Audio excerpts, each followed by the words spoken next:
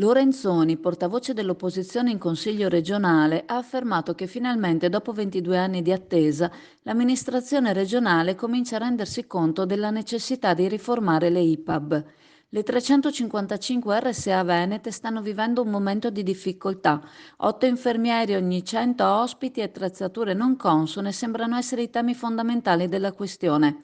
La riforma delle IPAB è prevista da una legge di oltre 20 anni fa, ma in Veneto si sta ancora attendendo.